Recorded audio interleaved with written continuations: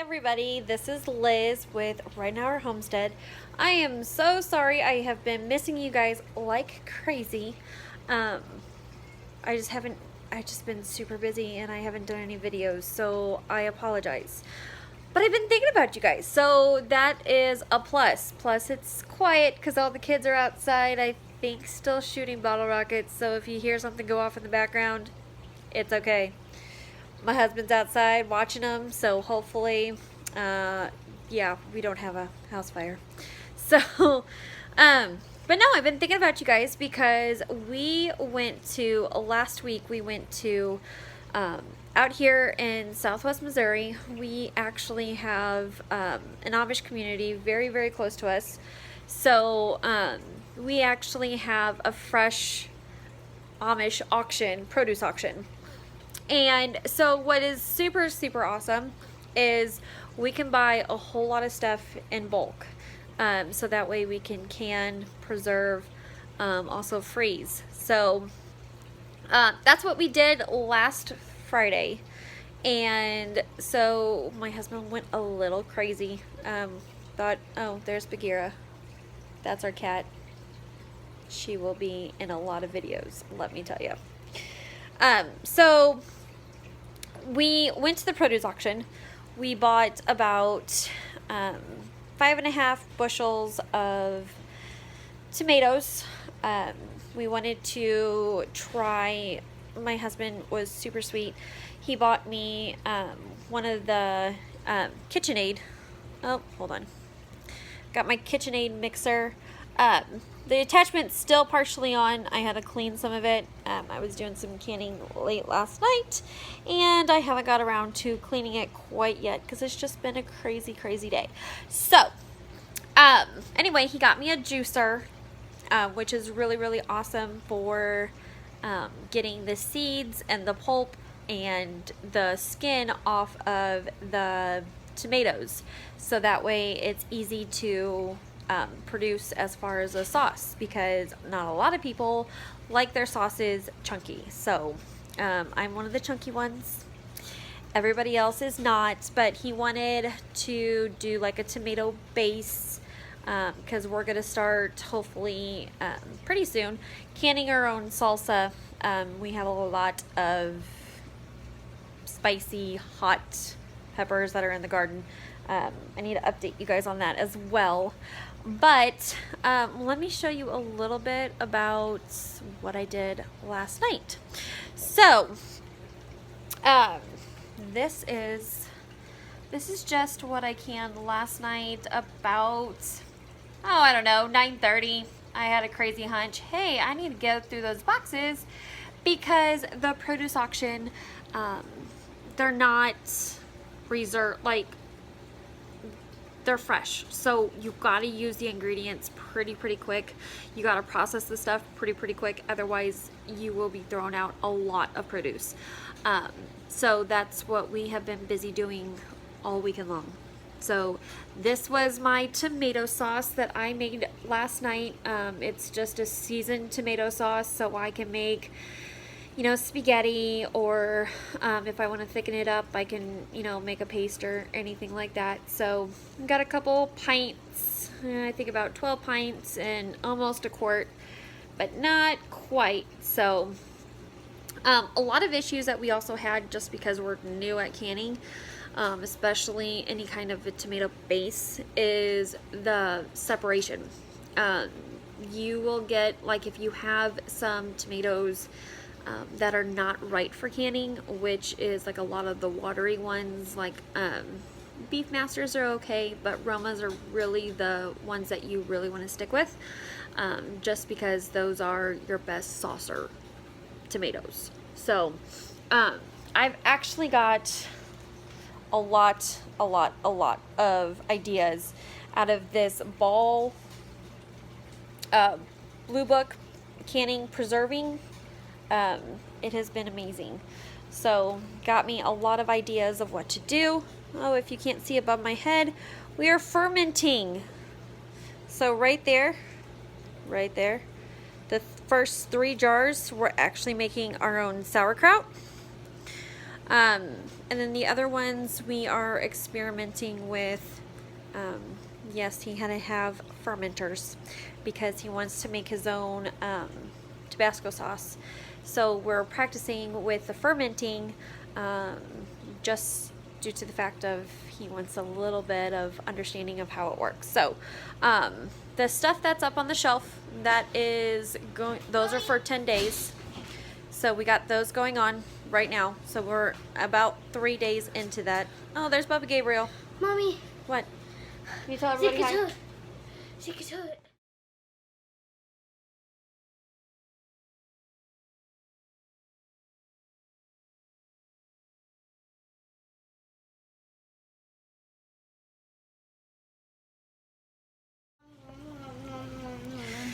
Zeke, you want to tell everybody hi?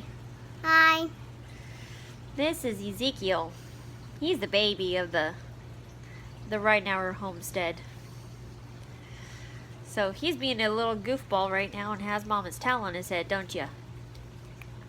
Uh-huh. Yeah. So, as I was saying, this stuff up here, that right there is our fermented sauerkraut that we are trying. And then we are also told that fermented pickles are actually the best kind. So we will see. But let me show you. Guys, my kitchen is a disaster because, let me tell you, I have been canning. We have been canning, we have been freezing. It's a mess. So, this is Chris's tomato base that he wanted. So, this was done a little bit differently. As you can see really close, some of it is already trying to separate. So, there's still water in there, but not as much as what was before. So, but all you got to do really before you use this is just shake it up. So, basically what it is, it's just settling. So we didn't get a whole lot of water out, but we tried. So this is our first time ever doing anything with tomatoes, so we are experimenting.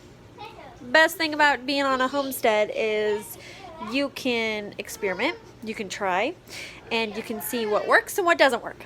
So that's what we are doing. Guys, this is guys, I have a mess.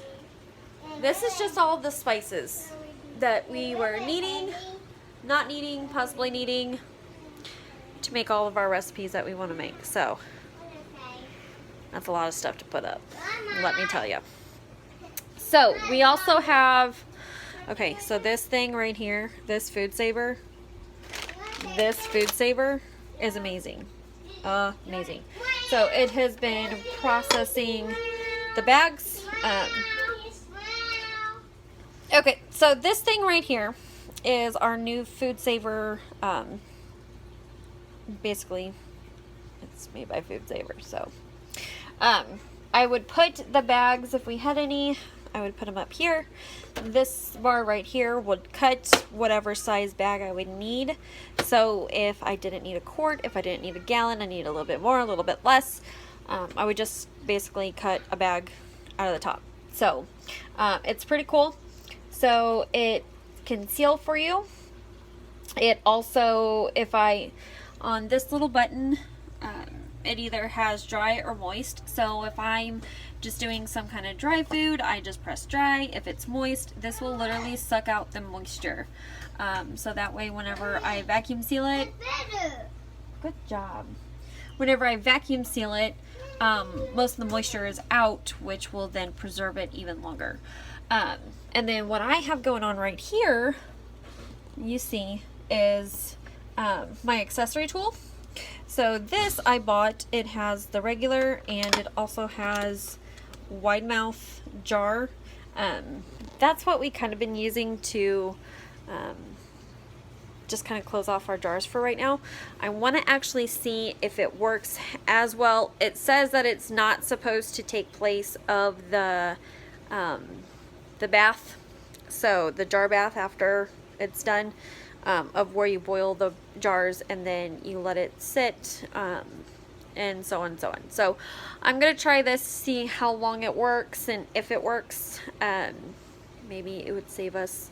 It actually saved us a lot of time with me doing it that way. Guys, my hair is one hot mess. So it saved us quite a bit. So let me show you what else we have done. All right, so up here we've got beets, we got dill pickles that are ready to go and ready to eat. So got onions that we still have to do something with our recipes. Got some more beets right there. So yeah, it is a nut job. So let me, guys, I still have more. This is the bad thing. We went a little crazy. Next time, we know that we are going to get one thing at a time. Like we got beets this time, we got zucchini, we got a couple mixed boxes that had some zucchini, cucumbers.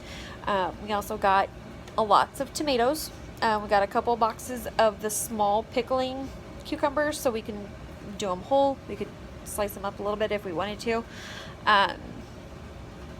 We got cabbage. So that was pretty much the gist of what we were doing. So with that being said, that's definitely a lot of different things to process. And it was a little bit overwhelming for our first time really processing stuff not coming from our garden. So we had a lot of things going on. Like Chris was sitting here, he was helping me boil the beets. And so once we boiled, we had to then peel them so that way, and then slice them so that way we could jar them up and then put the brine over top.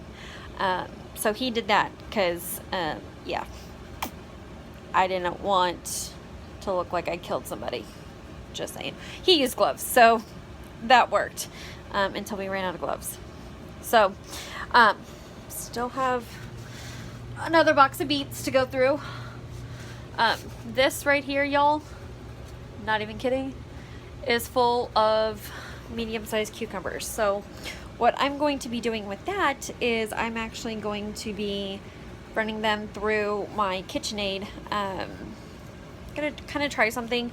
I got a slicer attachment for my KitchenAid, but I don't like it. It's not like a chunky like what a relish would be. So I'm gonna actually try one of my meat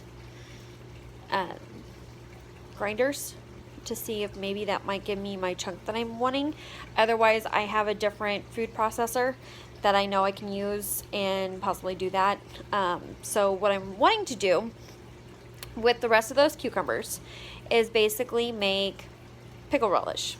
So we love our relish, and we make a lot of tuna salad. We make a lot of egg salad since we have a lot of chickens. So another thing that my kids love from the chickens is their egg salad that I make. So definitely very, very useful for all the eggs. So, but we are actually, I will come back to that because we're actually doing an experiment with my chickens right now. We're trying to let them go Brody, which means that the hens will sit on the nest. They'll have enough eggs in their nest. They'll sit on them. Chicks hatch days are 21 days. So I'm going to let the hens just kind of do the work to see if they can do it or not. Better than our incubators inside. See what kind of hatching rate they have versus what kind of hatching rate we have in the incubators. So we'll see.